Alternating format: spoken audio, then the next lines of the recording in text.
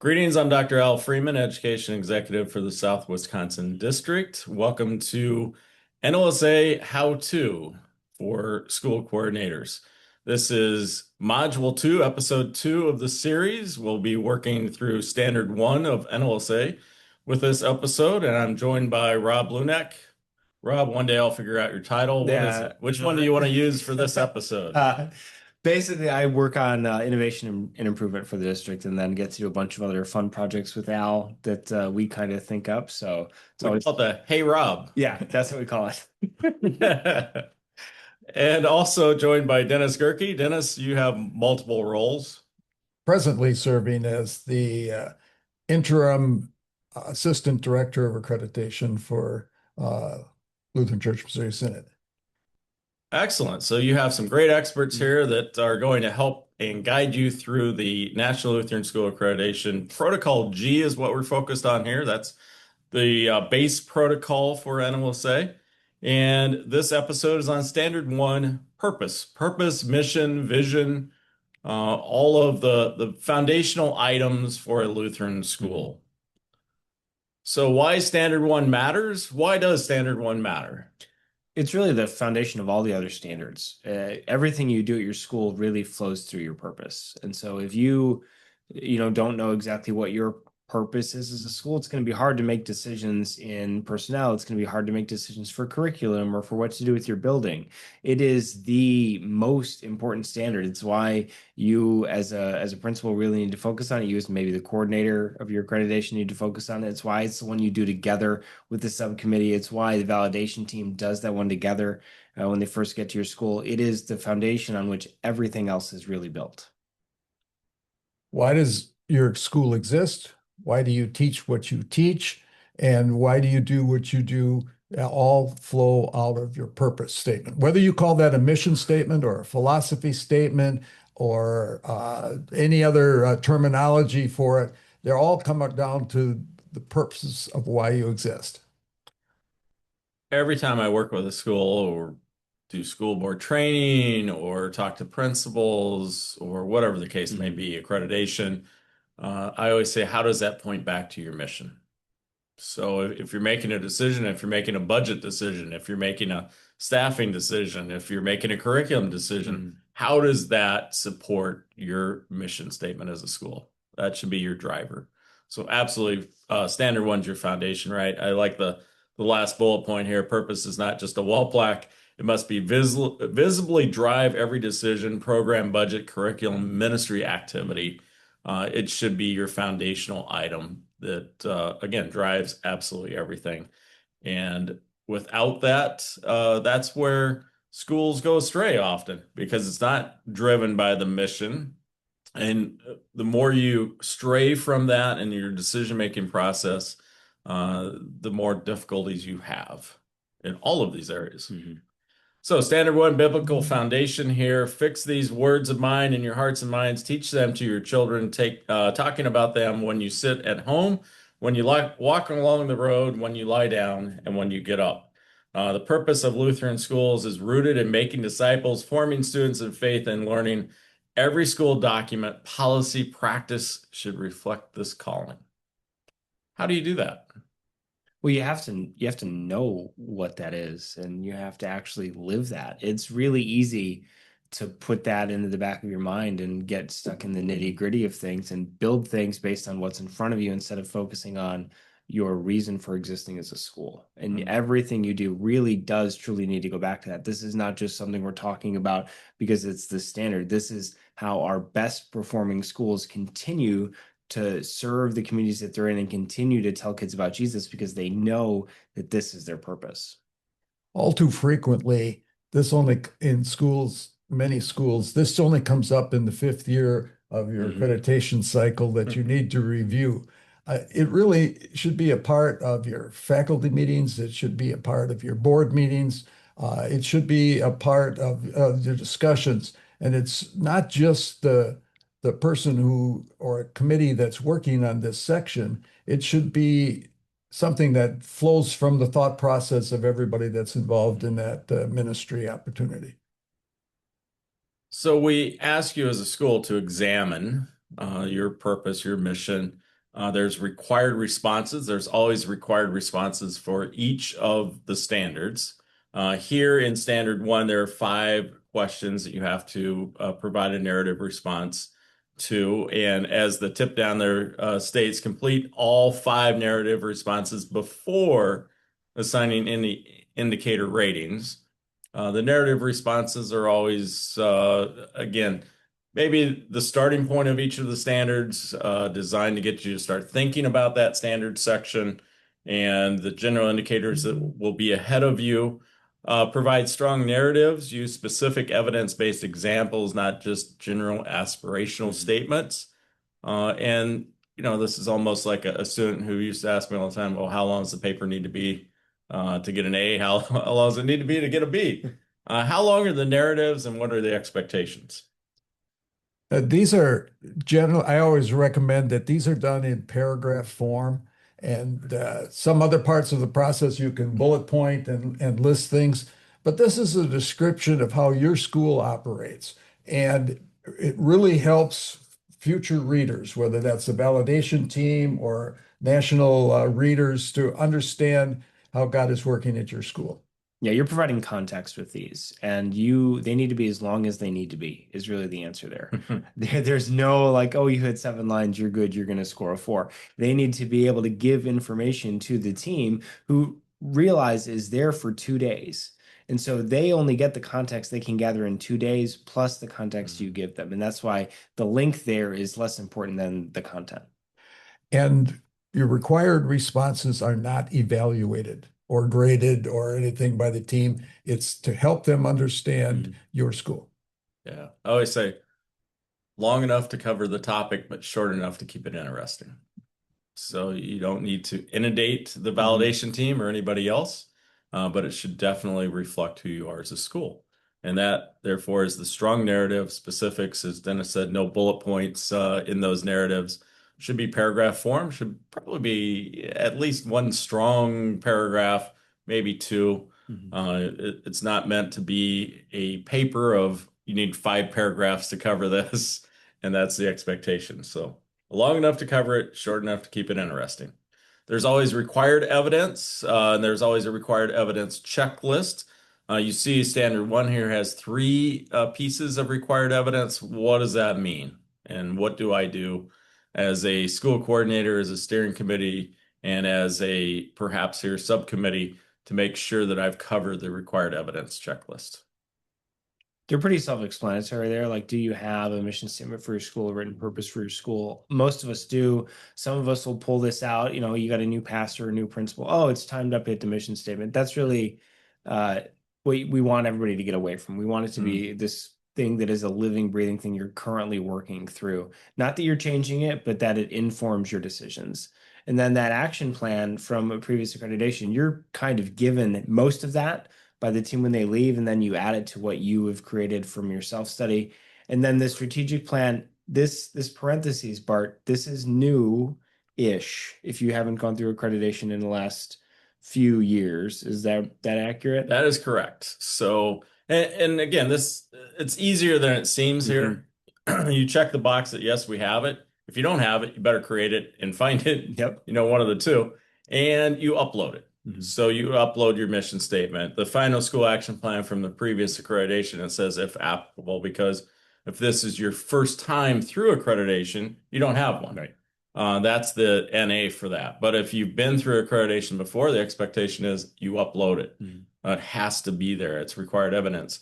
So that way, the validation team coming in can look and see what was done, maybe what was left undone, and ask you why for both accounts. And you as a school coordinator, you as an administrator should have that too, because that's guiding your 5-year process.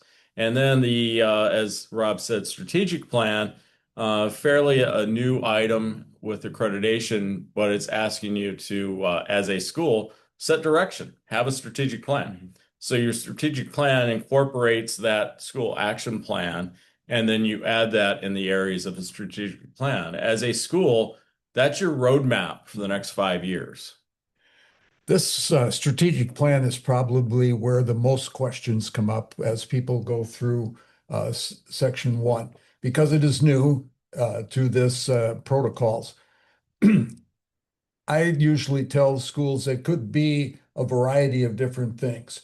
The school board or board of education could have a strategic plan, which could be part of this. A congregation could have a strategic plan that involves a large section that is a school. An administrator could have a strategic plan for things that he wants to accomplish. All of these things could be part of a strategic plan and used as evidence here for this required section. Yeah, I think the purpose of that strategic plan was to reflect on you as a school expanding out in your areas that are typically incorporated in a strategic plan. Could be a congregation school relationship. That way, that's a piece of your strategic plan that expands out that may not necessarily just be part of your final school action plan there, but expands on that a little bit. Normally, it is with academics. There's always some type of piece in a strategic plan dealing with academics because as a school, that's where you are. Spiritual life is typically in there, faith life of your students, your faculty, and so on. Community outreach is another typical item that's in there, but it's getting you to look future oriented and down the road to utilize metrics and the concept and how you're carrying out your mission. A question that frequently comes up is what's the difference between the school action plan and the strategic plan? The school action plan is not the strategic plan. And several schools have tried to say, well, you already have that. As Al just said, a strategic plan takes possibly some items from the school action plan, the NLSA plan, and develops them farther and in more detail and helps to provide that vision. But those are two separate different things. And this is where I would also say perhaps you should get someone to come in and speak on strategic plan development and guidance for you to take you down that path for better understanding and develop that overall strategic plan. Required indicators of success, always there. These are yes and no's. I get often asked, why is it yes and no if they're required? What are these required indicators? We've talked a lot about the purpose already, and that everyone accepts that purpose is the other bit that we haven't talked about yet. And though you can't really have a functioning Lutheran school that is committed to the Christian faith and your values if you don't have their purpose statement, and then you hire people or call people who aren't committed to that purpose statement. That's why those are required. And yes or no is in there. So you as a school can look at and go, okay, do we all do this? Yes or no? And then the team can do the same. I've come across schools that meet the required indicators, but they're not the detail or the content that they want to have. So they could also become, yes, we can check that we meet it, but we also are including it in our action plan because we want to redevelop it or it's old and it needs to be refined for how things have changed since the last time we've done that. So you have to say yes to these. If you say no, again, you have to develop those before the consultant will allow you to move forward in the process. They should stop you there and say, no, you have to have these developed. They have to be answered yes. Quality can be questionable. It could be developed over time. It could be part of your school action plan, but it has to be said yes. And as you see here, what's the team really looking for? Well, the team's looking for that it's been developed, it's useful, it's integrated into everything that you do. It shows Lutheran identity in this case in Standard 1 and so on. So general indicators, here we have some of the general indicators in Standard 1. Leadership uses mission. We've got regular renewal with constituents, purpose displayed and reflected, new employee orientation. So with this, you're going to score in the general indicator 1 to 4. Just to go back on 104, the word regular is, I remember when we were writing some of this, trying to find the word that could be used there, we came upon regular. But basically what we're looking for is not that the last time you went through your purpose statement was 5 years ago when you went through accreditation. That it is really an annual review process. Certainly, faculty should go through because often have new faculty members that need to be oriented to that, but not just something that happens in accreditation years. Yeah, so it's frequently looked at and used. So what does a rating of a 3 look like? Well, a rating of the 3 means that you've met all of the benchmarks in column 1, all of the benchmarks in column 2, and all of the benchmarks in column 3. Here you see some things that are expectations and some of those benchmarks and what they should look like. Common mistakes in standard 1 to help you and guide you in this, confusing aspirations with actual practice. That happens when you think, well, yeah, I'm going to mark that because we're going to be doing that. And really, with the accreditation process, that's great, but it's what are you doing right now? So you have to show evidence that you're meeting all of these benchmarks currently. Weak evidence, that's always a concern too.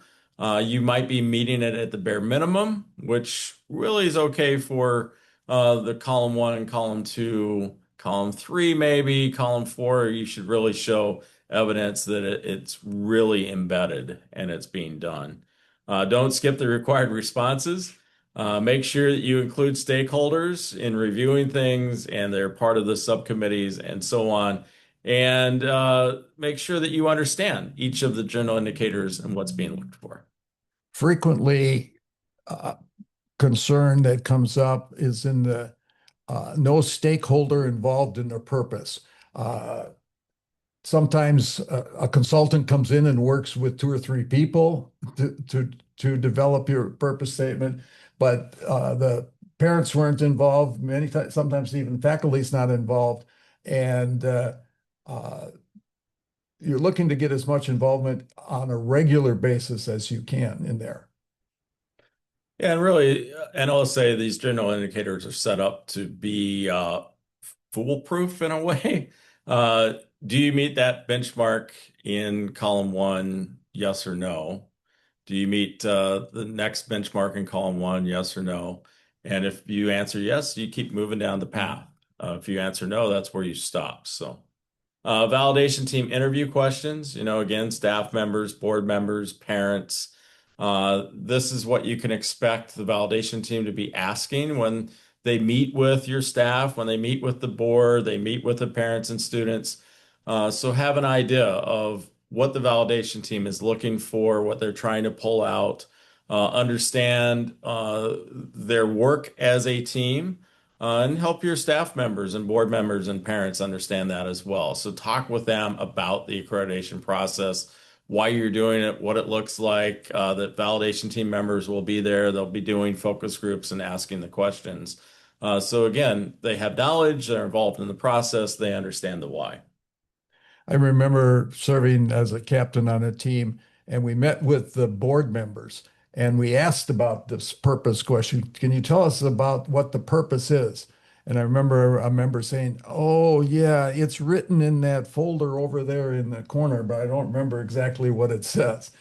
Do they have it? Yes. Is it have people involved, and is it driving what's going on at that school? No. Yeah. And again, that's as a validation team, what you should be looking for. So standard 1, coordinator checklist, action plan notes. This is what you should be doing. Mission statement, previous action plan, strategic plan. Grab all these materials, have them ready. Walk every classroom. Can visitors see the mission in action? Not just post it on a wall. I'm going to expect if I'm on a team to walk in and see the mission statement all over the place. It should be driving, it should be visible, but I want to see it in action too. And Dennis, you're kind of talking about that with your board members. That's your leadership there, so they should really be able to espouse on what's happening at school, how the mission statement drives everything. Survey new staff members as well, making sure that they've been well versed on the mission statement, what you're doing as a school. Remember, any concerns rated at 1 or a 2 in your general indicators must be addressed in the school action plan. So that's embedded in there in the action plan, and then you're responsible for making sure that someone gets assigned to that, and there's a due date on those, and so on. A rating of a 3 is an expected target, and a 4 means that you're setting the bar for all Lutheran schools. I will also say it doesn't necessarily mean that you don't have to put a 3 or 4 in the school action plan. As a school, you might say, you know what, we have a 3 who met all these benchmarks, but it's an area that we really want to focus on. So I'm going to add that to the school action plan. That's fine. And the validation team might do the same. They might Mhm. look at it and say, okay, they meet all these things for the 3, but their evidence is actually could be better. Maybe you slapped it together because you needed it. So you met all those bullet points, but it really could be improved. And so it would not be unusual for a validation team to say they meet this, but this could be improved. We know they could make it better, and putting that same recommendation in. Absolutely. And again, as Dennis was talking about, if you haven't reviewed your purpose in a while, do so now and have the expectation to do so really every year. It should be done, if not more often. Any final thoughts on standard 1? Purpose, mission, vision? Just get as many people involved as possible, as often as possible. Yeah, absolutely. And I would say, again, this is your foundational item as a Lutheran school. It should be clear Lutheran identity. When I walk in the school, you just hear this from parents all the time that weren't coming from a Lutheran congregation, Lutheran background, and they come visit our school and check it out to see if this is where I want to send my child. And they would, at the end, say, there's just something different about your school. Well, absolutely. That's because it is a Christ-centered education. It has Lutheran identity visible. It has Lutheran identity, as one of my colleagues used to say, oozing from the walls. It's everything that we do. It's in our athletics. It's in our co-curricular activities of all types. It's in our clubs. It's in our classrooms. It's in the hallways. If you don't see that, you don't sense that right away, that's a concern. So it should be there, and it should be throughout, and it should be through all the constituents. And when I'm on a team and I have a focus group and I ask that question, I expect that everyone is answering that in a joyful way of knowing that it's the relationships, it's a family atmosphere, it's Christ-centered, and that joyous response that comes from that. Thank you for listening to Standard 1 of National Lutheran School Accreditation. We will be back with Standard 2 shortly.